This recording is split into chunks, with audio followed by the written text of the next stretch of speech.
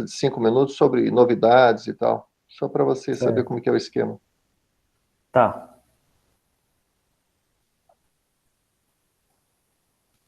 Ok, então já está gravando. Bom, boa tarde a todos. Obrigado pela presença. Espero que todo mundo esteja bem, tranquilo, com saúde e mentalmente saudável. Tem que se cuidar. E, continuando os nossos seminários, hoje a gente tem o prazer aqui de ter o Adrian Rodrigues Colucci. O Adrian, atualmente, ele é professor do Observatório do Valongo, da Universidade Federal do Rio de Janeiro, e ele fez o doutorado no IAG, em São Paulo, da USP, e hoje vai apresentar para a gente algo relacionado à evolução das excentricidades em sistemas com planetas que orbitam estrelas pós-sequência principal. Eu até conversei com o Adrian um tempo atrás, né, num outro evento que a gente teve no começo do ano, da importância dessa correlação, né, da gente utilizar a dinâmica em problemas digamos assim, mais astrofísicos, né, que o pessoal tem lá as situações e, de repente, tem muita coisa que a gente pode estudar nesse campo aí. Então, bem-vindo, Adrian. Fique à vontade para a apresentação. E só lembrando o pessoal, quem tiver perguntas ou algum comentário, coloca no chat. Aí, no final, eu abro a palavra e para o Adrian comentar ou responder. Fique à vontade, Adrian. Obrigado. Obrigado, Otton. Boa tarde a todos e todas.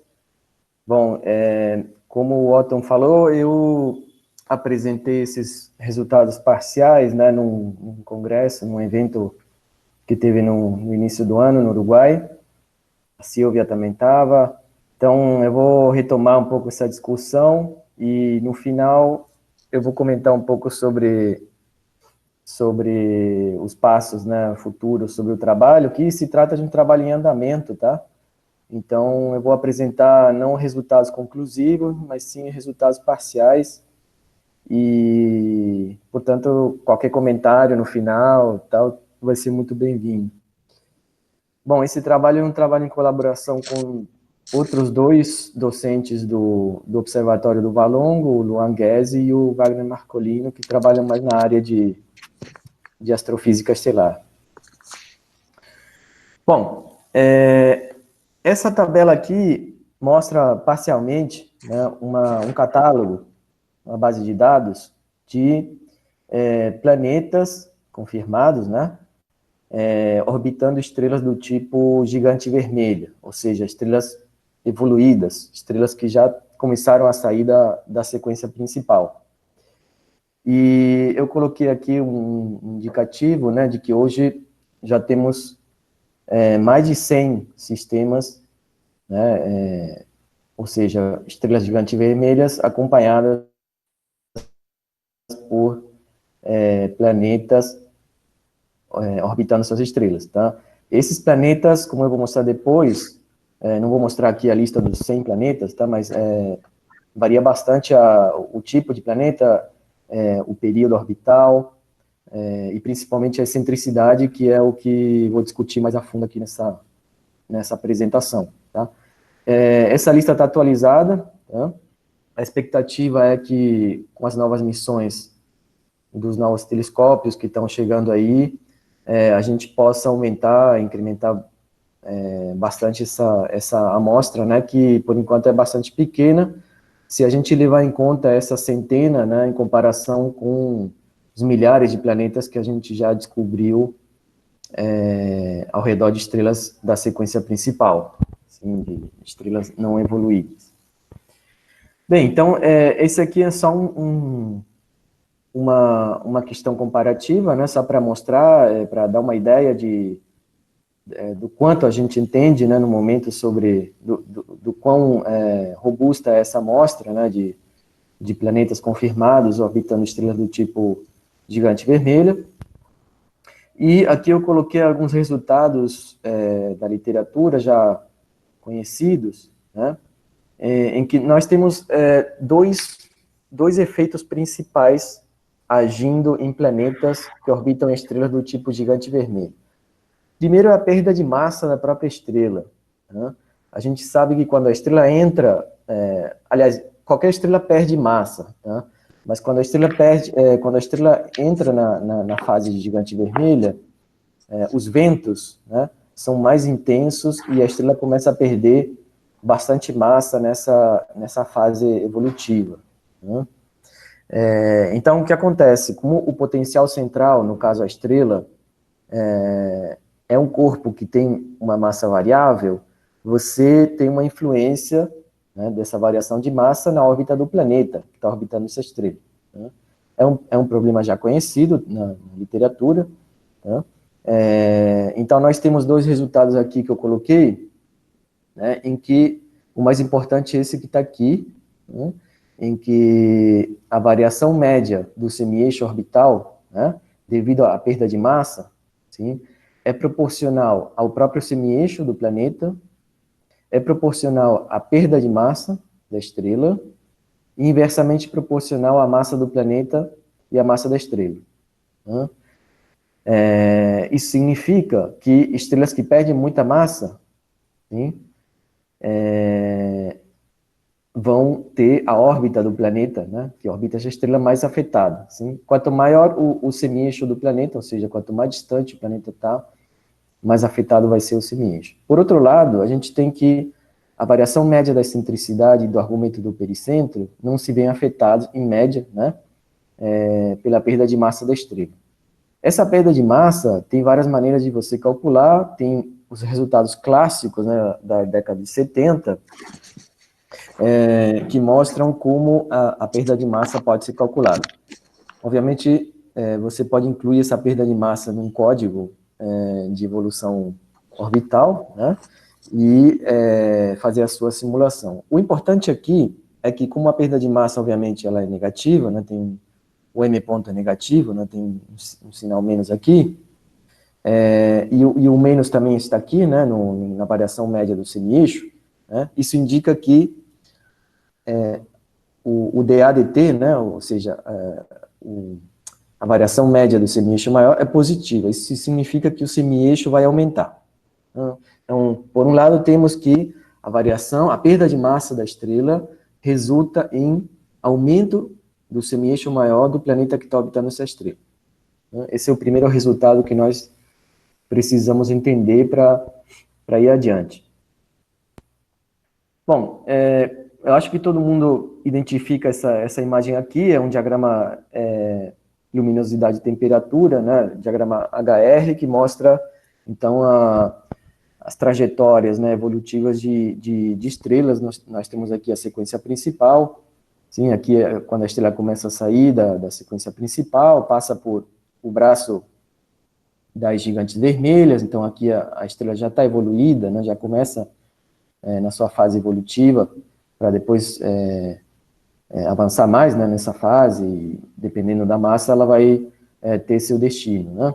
Esse aqui é o braço horizontal, e esse em vermelho aqui é o AGB, né, o braço o braço assintótico. Né? Então, tudo isso aqui são estrelas evoluídas, tá? Então, a gente vai se concentrar em planetas que estão orbitando estrelas desse tipo aqui. Tem vários trabalhos na literatura que tentam descobrir qual que vai ser o destino desses planetas. Então, é importante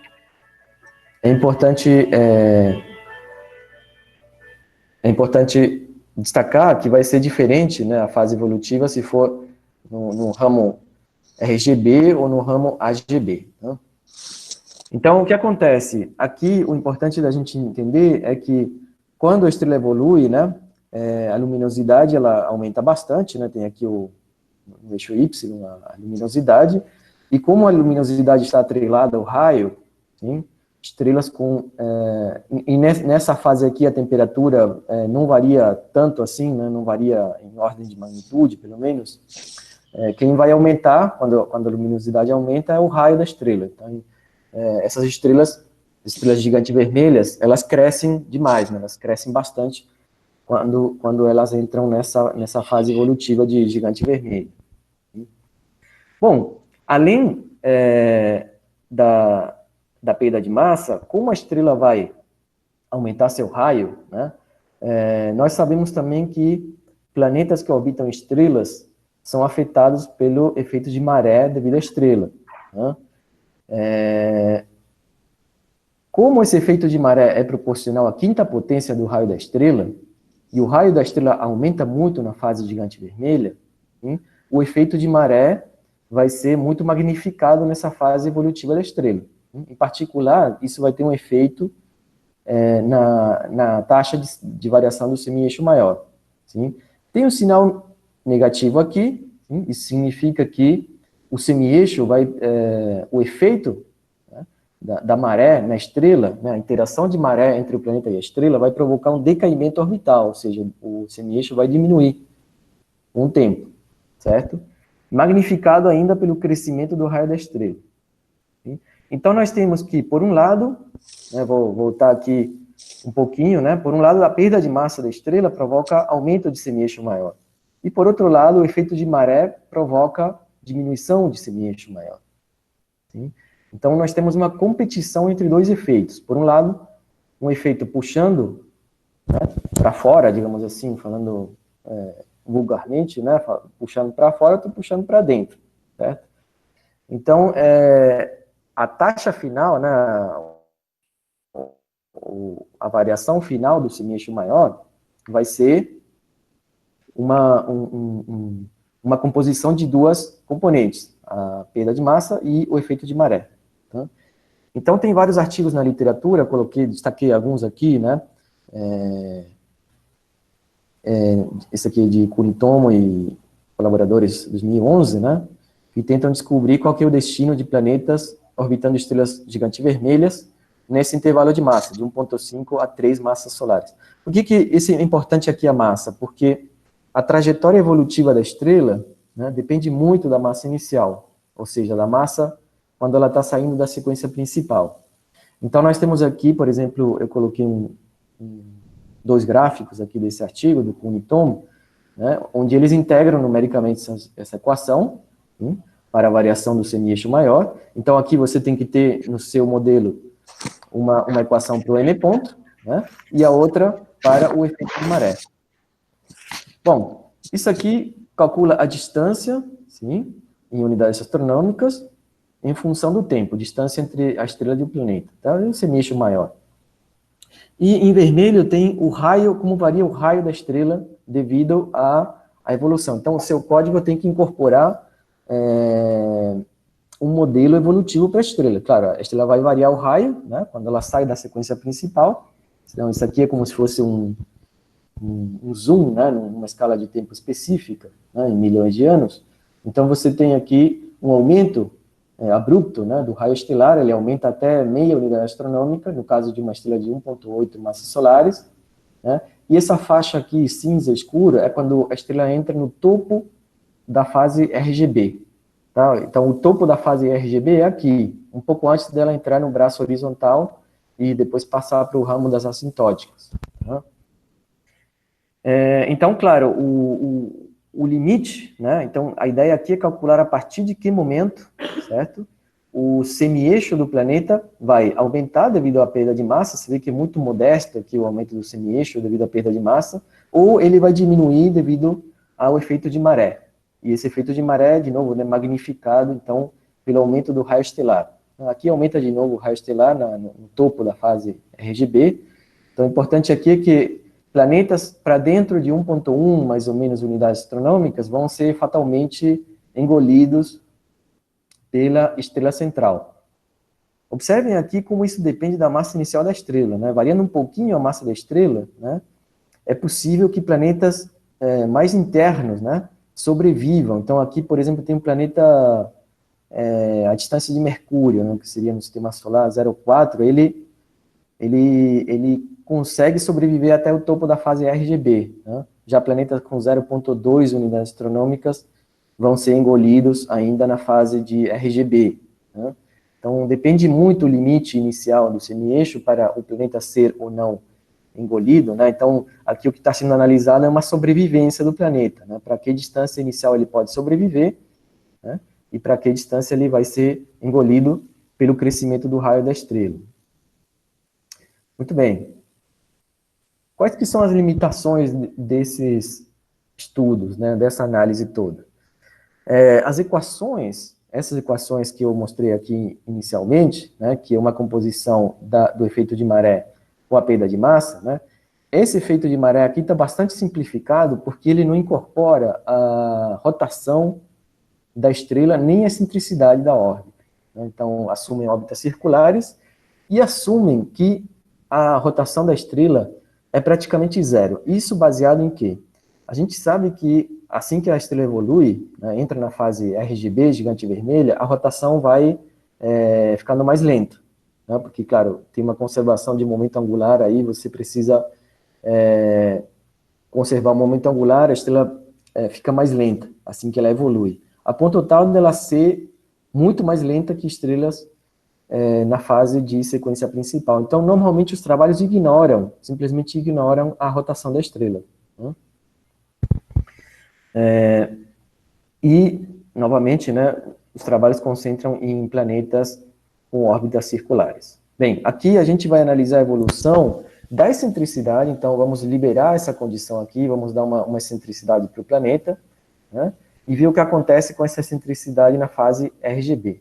Né, e depois incorporar a rotação da estrela, né, porque como a gente vai ver, ela é importante, mesmo sendo pequena, ela é importante, né, nas equações, e reanalisar esse semi-eixo crítico para o qual o planeta pode sobreviver ou ser engolido pelo crescimento da estrela. Né? Bem, qual que é a variação da excentricidade? A variação da excentricidade, devido ao efeito de maré, já está muito bem estudada, né? Eu coloquei aqui um artigo em colaboração do Silvio, né, em 2008, esse aqui é um artigo que eu participei no meu doutorado, em que a gente estudou, então, qual que é a variação média da excentricidade devido à interação de maré entre um planeta e uma estrela. Né? Então, a equação é essa aqui. Nós vemos que ômega dividido N é um movimento médio, tá? E ômega é a velocidade de rotação da estrela. Então, ômega sobre N é período orbital dividido período de rotação. É a mesma coisa. Então, o sinal do DE/dt, né, da variação média da excentricidade, depende dessa razão aqui. Então, o sinal vai depender desse sinal aqui. Tem um sinal menos aqui, mas isso aqui pode ser maior ou menor que 1, dependendo do valor de ômega sobre N, ou do período orbital dividido pelo período de rotação da estrela. Então, para rotadores, né, lentos, né, a gente pode desconsiderar isso aqui. Então, o DE/dt vai ter um sinal negativo, ou seja, a excentricidade vai ficar próxima de zero, a órbita vai circularizar, a maré vai circularizar a órbita. Porém, existe um limite crítico, né, de semi-eixo maior, né, o semi-eixo maior sai daqui do N, do movimento médio, para o qual a excentricidade pode aumentar ou diminuir. Esse semi-eixo crítico depende do período de rotação da estrela. Né, depende basicamente da massa da estrela e do período de rotação. Né. Se a estrela tiver um período de rotação pequeno, ou seja, um N grande, suficientemente grande, esse sinal aqui pode se transformar em positivo e a excentricidade pode aumentar. E esse aumento da excentricidade iria contra, então, os resultados da literatura, que indicam, né, que planetas próximos de estrelas tendem a circularizar a sua órbita. Bom, nós temos aqui, então, analisado uma amostra. Isso é um outro detalhe que diferencia também o trabalho que a gente quer fazer, porque na literatura, normalmente, a gente encontra trabalhos com amostras fictícias, né, de estrelas, ou colocam, digamos, valores representativos. Aqui a gente tende a trabalhar com uma amostra real de estrelas, né, tirada de um artigo recente, onde tem analisado 34 estrelas no ramo das gigantes vermelhas, né, que estão sendo orbitadas pelo menos por um planeta. Né? Então, nesse trabalho foi calculada a velocidade de rotação, né, através de uma análise espectral, onde a gente também recalcula a massa, o raio, os parâmetros físicos da estrela, né, tudo através de análise espectral. E a amostra está aqui, tem um raio, né, vocês veem que são estrelas de massa moderada, né, 1.2, 1.3, 1.5, não chega nenhuma, chega a 2, né, massas solares, 2 massas solares. Os raios já estão, né, como a estrela já é evoluída, os raios já são, né, maiores que o raio do Sol. Tem alguma aqui com um raio bastante grande, outra por aqui, etc. e tal. Mas, para o final, eu vou falar um pouco mais sobre essa amostra.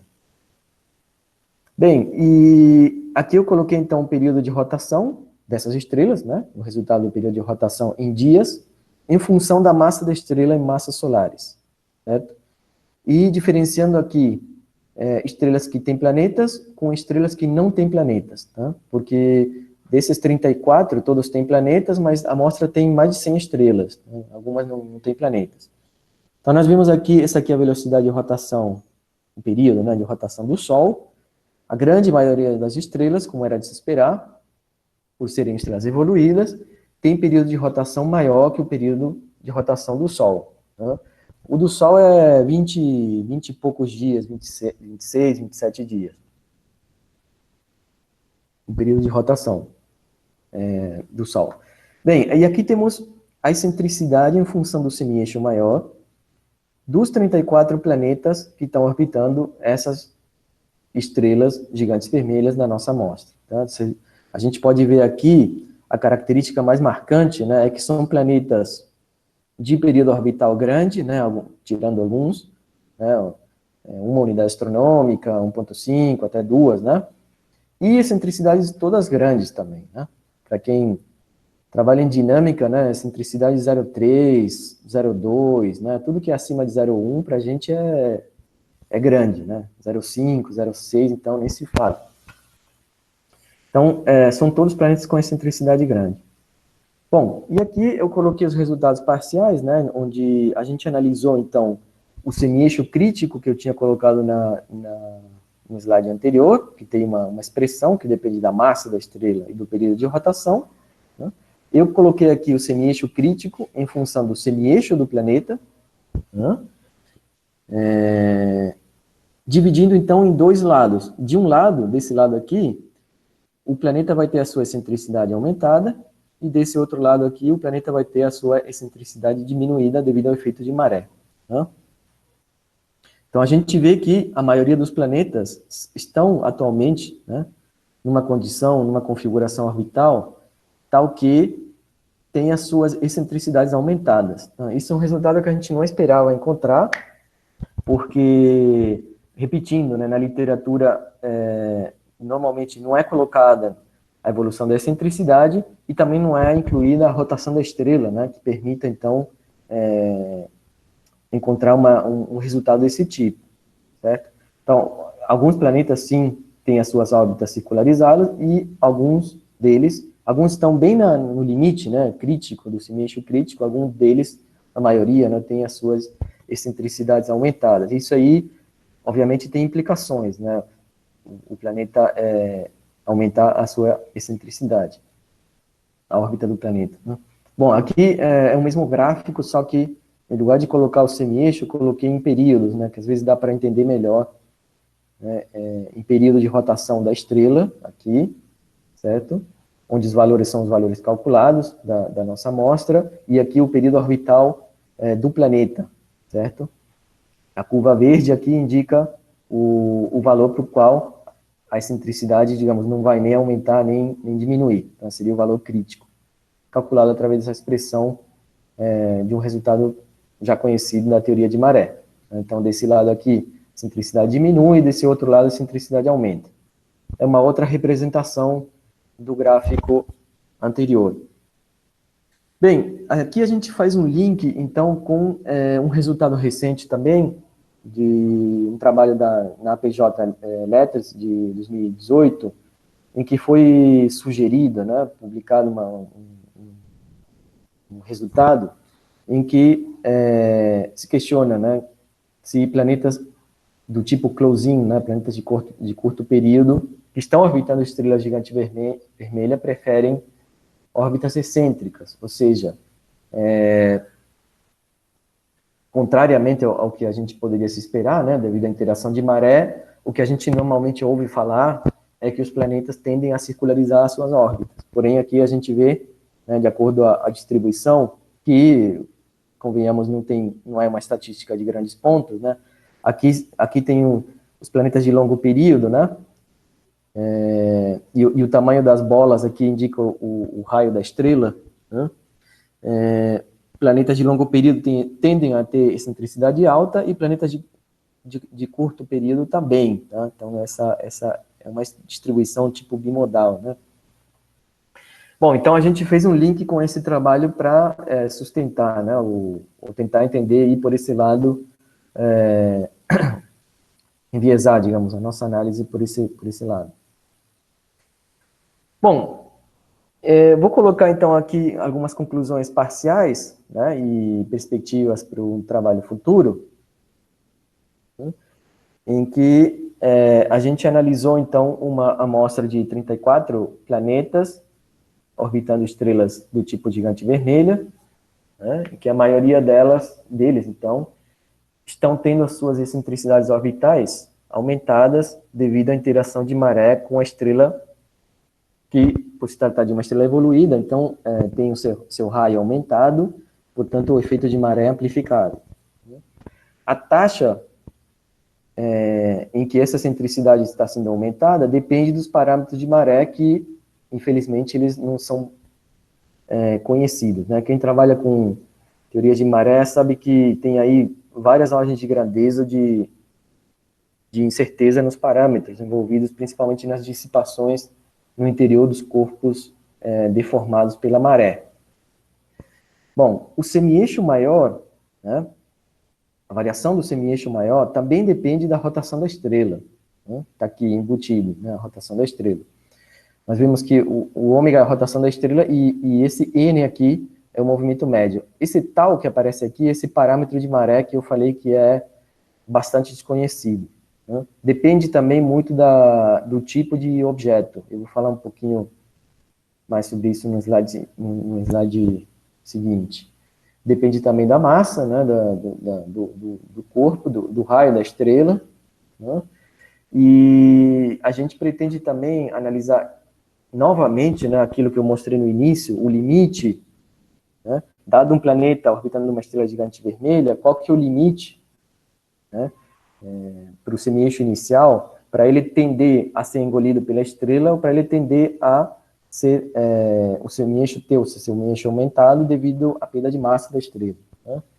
Para a perda de massa, a gente usa um código de evolução estelar chamado MESA, né, que eu não sou bem da área, né, por isso tem os colaboradores aí que trabalham nesse assunto, mas é um código bastante robusto, então que ele permite, você investigar ao longo do tempo, né, colocar uma estrela evoluindo desde a sequência principal até o até o topo da fase RGB e no início da fase AGB, né?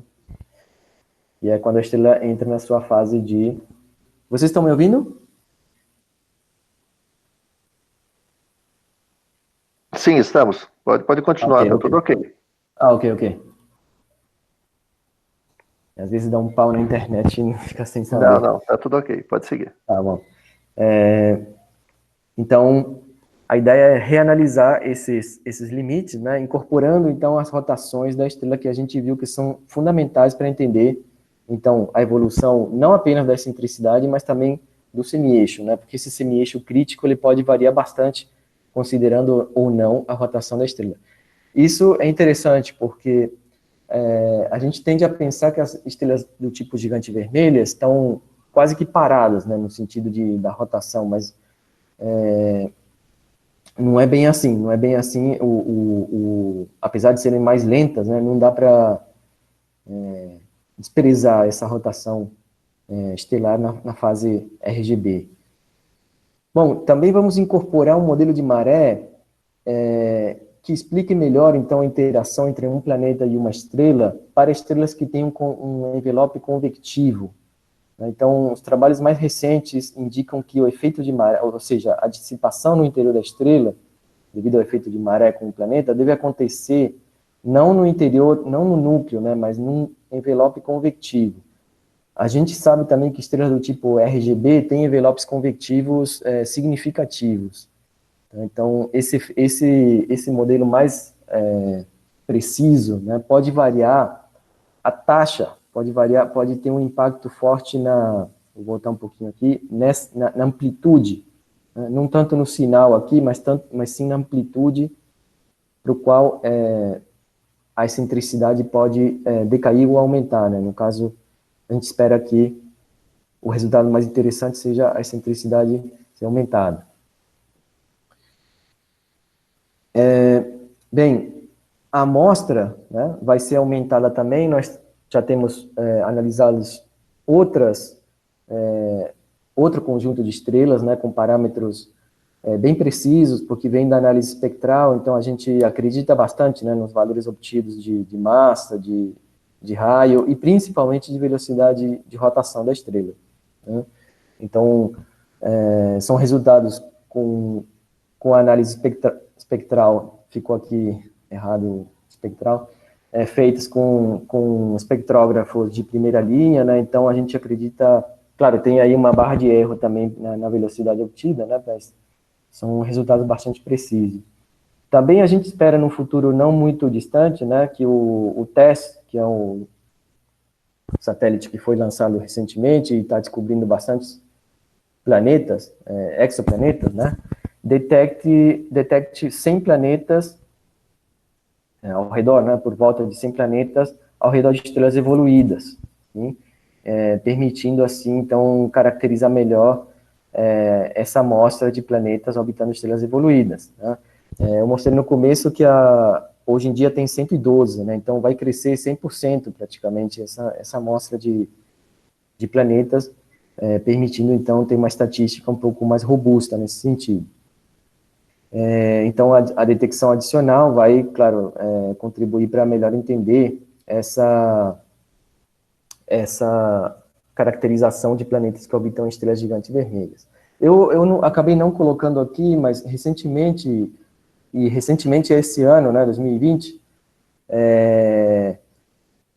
saíram 2 ou 3 trabalhos bastante alinhados, né, nessa linha de pesquisa.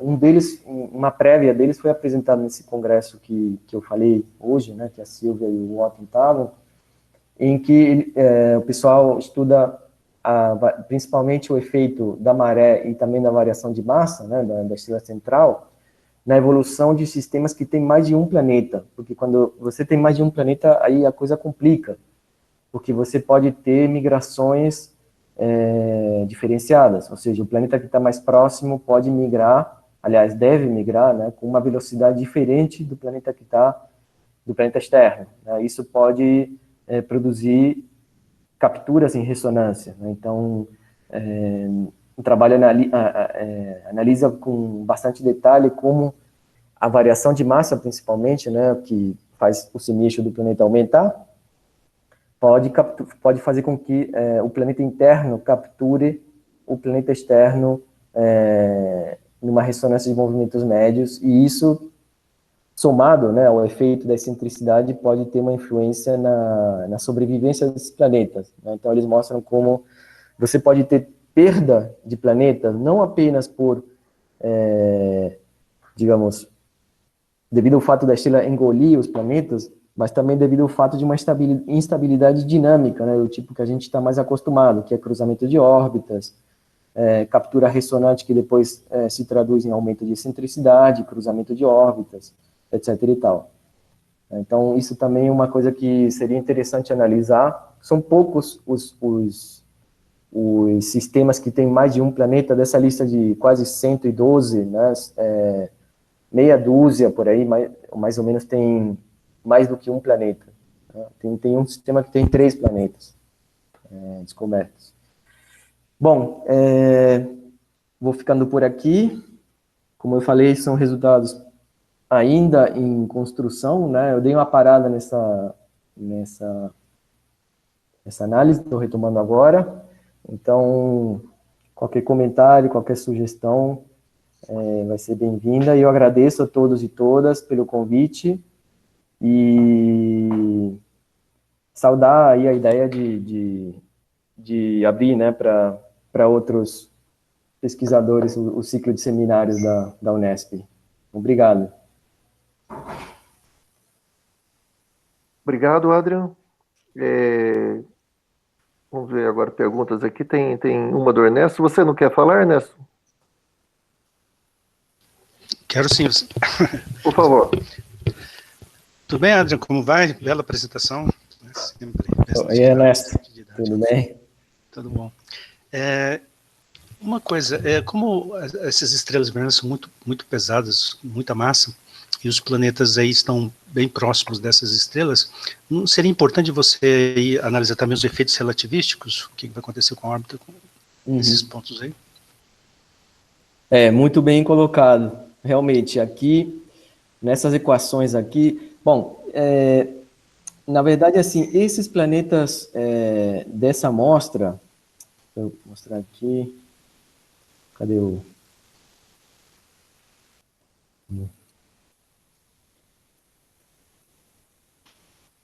Aqui, né? Esses planetas, eles não são tão próximos assim, mas os planetas que a gente está considerando, reanalisando agora, sim, são do tipo close-in, são do tipo esses aqui, planeta de curto período. Alguns têm poucos dias, período orbital de alguns poucos dias, tá? E realmente, aí nesse caso tem que considerar o efeito relativístico, e a gente vai considerar isso sim, na evolução, principalmente na variação do semi-eixo. Eu não sei se na excentricidade tem algum impacto, mas talvez sim tenha, assim. E, bom, isso aí dá para fazer facilmente, né, porque tem as equações, dá para incorporar no modelo, né, na análise, mas assim, de fato tem que considerar.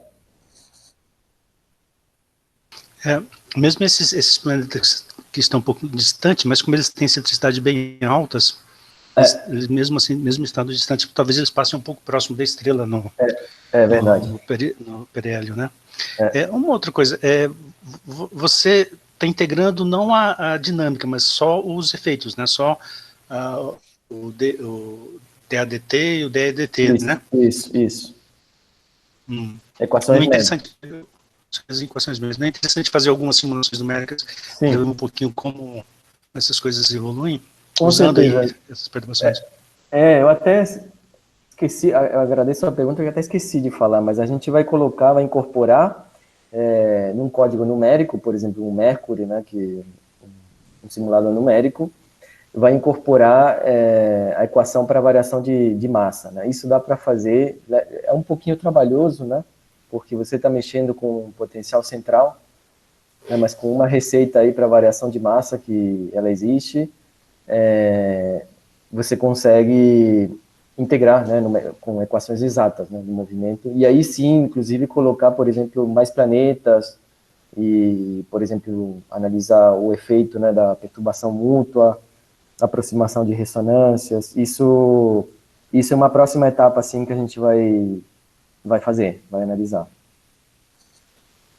Eu gostaria de ver essas coisas com ressonância, deve ser bem interessante, porque as ressonâncias às vezes podem tentar equilibrar, mas às vezes talvez até impulsione, né, com esses efeitos a mais aí. Bem interessante. Na realidade tem bastante coisa para ser estudada aí, hein? Parabéns, descobrir um belo nicho. Isso aí, Adriano, parabéns. Obrigado, Ernesto. Fazer uma pergunta, Orton? Ok, Ernesto. Vilhena, por favor, fique à vontade. Em primeiro lugar, parabéns. Excelente apresentação, viu, Adriano? Obrigado, Vilhena. Eu fazer uma pergunta aí, lembrando, baseado nos velhos tempos, uma das questões que o professor Abrão de Moraes dava para a gente era o seguinte: imagine se uma hora para outra o Sol, a massa do Sol caísse pela metade, o que aconteceria com os planetas? Né? Bom, então, baseado nisso, assim, qual é o modelo que você está usando para perda de massa aí, né? Simplesmente o M0, mais alguma coisa vezes tempo? Qual é o modelo que vocês usam para isso aí? Porque ao longo, à medida que vai caindo a massa, né? E daí, realmente, você falou, você passa por ressonâncias aí. Isso é uma coisa bastante interessante. Sim. Então, a gente usa um modelo, né, bastante consolidado na literatura. Isso aqui eu não, quando eu fui me debruçar sobre isso, né, que eu não sou da área de astrofísica, eu até perguntei, né, se esse modelo era válido, um artigo da década de 70, né? Mas o pessoal usa, esse modelo é colocado em forma de receita nos códigos de evolução estelar, né, que calcula as trajetórias evolutivas de estrelas, né, partindo da sequência principal, e eles calculam o m ponto, né, a variação de massa, através dessa expressão. Aqui, esse parâmetro aqui é uma constante. Né? Então, basicamente depende da luminosidade, do raio e da massa, só que esses 3 parâmetros aqui estão relacionados entre si também. Né? Tem uma questão aí que diz se esse modelo é válido nas diferentes fases evolutivas da estrela, né? Ou seja, vale tanto para RGB quanto para AGB. Tem alguns artigos que tem uma expressão um pouquinho mais sofisticada que essa aqui, mas não se distancia tanto assim, viu? É uma coisa que é bastante robusta mesmo na literatura. Obrigado, muito bom, parabéns.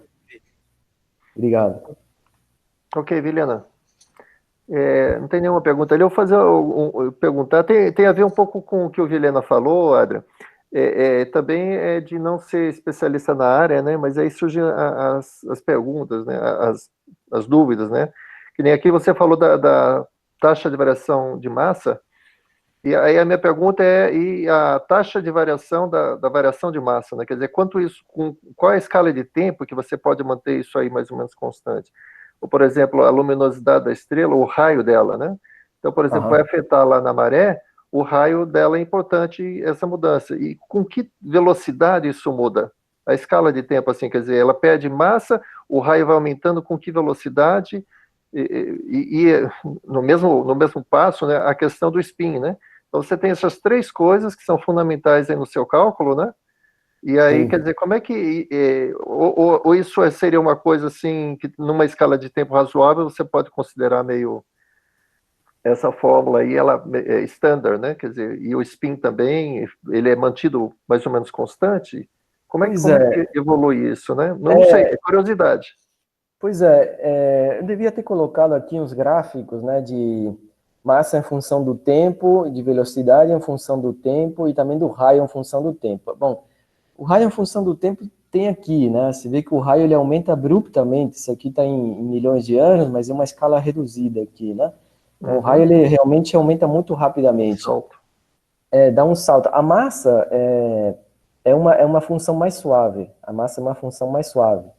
E a velocidade de rotação também, mais suave ainda. Agora, eu não saberia dizer em detalhes, agora não me lembro de cabeça qual que são as escalas de tempo, mas é realmente interessante porque a gente tem uma noção de quanto pode manter esses valores constantes, né? Se bem que quando você coloca tudo num integrador numérico, ele considera a evolução real, né? Tudo acoplado. Tudo acoplado. A maré, a evolução da estrela e a relatividade, né? Também você pode colocar, e aí varia tudo, né? Esses trabalhos que eu falei desse pessoal da Argentina, e tem um pessoal também nos Estados Unidos que fizeram esse trabalho com ressonâncias, tudo acoplado no Mercury, né? Tudo com Mercury, né? Eu estou para me debruçar sobre isso agora, porque o Mercury, na verdade o Mercury já tem tanta mão no Mercury, né? Tem colocado tanta coisa que agora tem até evolução estelar, né? Você consegue colocar uma receita para mudar a massa. Isso nunca tinha visto, né? Já tinha visto relatividade, maré, agora evolução estelar é bem interessante, né? Então, algo realmente novidade. Eu uso o Mercury, por exemplo, né? Eu costumo usar o Mercury conservativo, né? O clássico, né? Acredito que aí na Unesp também usa bastante, né? Então, sim. É super interessante, a gente tem na mão, né, vários efeitos ao mesmo tempo, tudo acoplado, né? É um problema realmente muito interessante, muita coisa aí a ser analisado, né? Sim. E aí deve ter as peculiaridades, né? Durante a evolução da estrela e o sistema que você tem pode ter casos certeza. e casos, né? Com muito certeza. legal. Muito legal. Alguém mais tem alguma pergunta, algum comentário? Professor Alto, posso fazer uma pergunta? Claro, Rafael, fica à vontade. Oi, Adrian, parabéns pela apresentação. Muito interessante o Oi, tudo trabalho. bem? Obrigado. Só uma dúvida mesmo minha. Você acha que essa perda de massa da estrela ela vai aumentar a densidade do vento solar o suficiente para criar uma área concentrada que possa afetar a evolução orbital dos planetas? Uma área em que Uma área sentido? densa de matéria ejetada pela Ah, estrela? Porque esses planetas sim, são muito bom, próximos da estrela, não é? sim, sim, sim. Bom, não saberia responder em detalhe. A questão aqui é que nas suas fases, e aqui a perda de massa, onde está a perda de massa?